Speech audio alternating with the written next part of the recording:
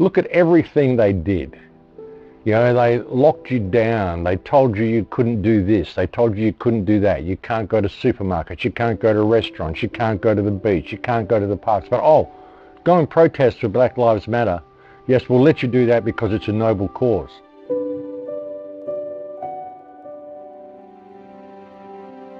If the pandemic was real and the virus was real, they would never have approved the protests, folks.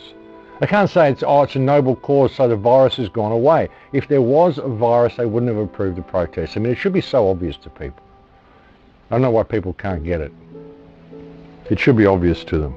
How many of the announcers you see on the news are even real? How much of what you see on television is real at all, folks? You know, isolation is one of the most cruelest forms of punishment that they do to people in prison. What they're doing is they're putting the entire world into prison with these ridiculous rules that they're putting in place. So you can't just say, well, that's no good, I'm not going there, and walk away. You've got to complain about it. You've got to say to them, I want to see the manager, I want to talk to the manager, I want to know who's putting these rules in place, because this is reckless endangerment of the public health. It's psychological abuse of children. If this is being done by someone calling themselves an education minister, we need the name of this education minister so they can explain themselves to us. Because this is psychological abuse of children. This is reckless endangerment of the public health on so many levels. Not just physically, but also emotionally, psychologically. When you go to these places such as a Ventura County shopping centre where you actually have to wear a mask to enter the shopping centre, tell them, well, no, actually it's bad for my health to wear a mask. So if you're claiming that I have to do something that's bad for my health in order to enter your establishment, this is reckless endangerment of the public health. I'd like to know who gave you that order. And then, you know, get your manager. And then when the manager comes out, say, well, I'd like to know where the legislation comes from. I need the name of the politician because I want to press charges against them for reckless endangerment of the public health. And then ring up that politician's office and say, what you're doing is reckless endangerment of the public health. Can you show cause why you should not be held accountable and prosecuted for what you're doing? I expect the world to be in full lockdown easily within the next 18 months to 2 years. You know, it's our choice as to whether to go into this smart system, whether to allow ourselves to be led into this smart system, but the choices that we make are by our everyday actions, by what we do, whether we choose to use this smart technology and allow it to thus lead us to an inevitable conclusion, which will be a complete and total lockdown of humankind coming very, very quickly. And will actually be finalised and all on board and up and running easily within the next couple of years. Within the next 18 months to 2 years, this is where the world will be if we do not be aware of the choices that we are making every day. The social distancing that we had to carry out for 2 weeks in order to protect us from the terrible pandemic. As I've said so many times, the reaction that the government has undertaken as a response to this alleged pandemic has been far worse than the pandemic itself. And now they're coming for your children. You know, I said way back in the beginning, folks, this isn't going away. This new normal, this social distancing is what they want to do forever now.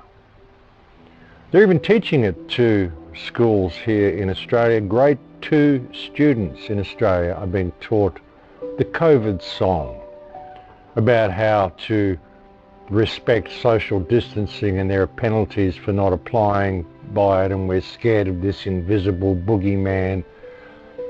Like I said, folks, it's the complete destruction of childhood. And as I said, it's not going away. You know, we've got pop-up shops happening now, folks, pop-up stores, new novelty stores which will supply you with everything you need for COVID. Basically everything you need to show the world that you're completely stupid. And you even get scanned when you walk into these stores, folks, but it's okay being scanned because you're being scanned in a really cool, high-tech way. Like I've often said, I can find more evidence that this is a holographic universe than anything else. I can find more evidence that we're involved in a game more than anything else. And, you know, the one thing that you came here to do is to die. That's a given.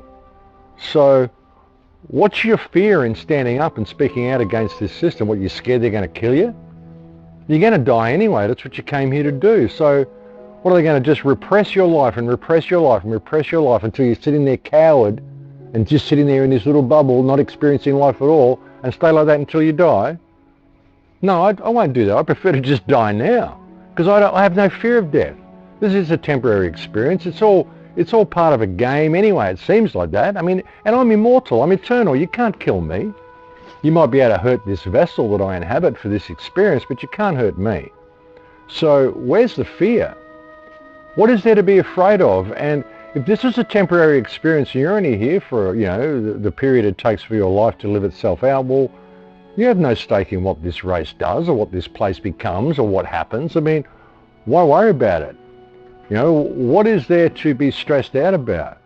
I think there are so many non-active players and non-playing characters involved here as well that, it's really all about your journey through this realm and what you do with it, what you do with the experience that comes to you, the emotional state that you're in, the information you have to take away with you when you leave this realm. So what is there to stress about? I mean, I get frustrated at seeing the people around me, but I don't have any fear of this system. I don't have any stress for what the outcome may be. I can see a better way, but if the human race chooses to destroy itself, hey, it's not my problem. I did everything I could to suggest a better way. But ultimately, it's about my journey through the realm and what I do with that experience, and it's the same for everybody, so why stress on it, folks? As I've often said, enlightenment is a destructive process, and if you don't really want to see how deep and how dark the shadow is, well, you shouldn't look into the blackness to begin with.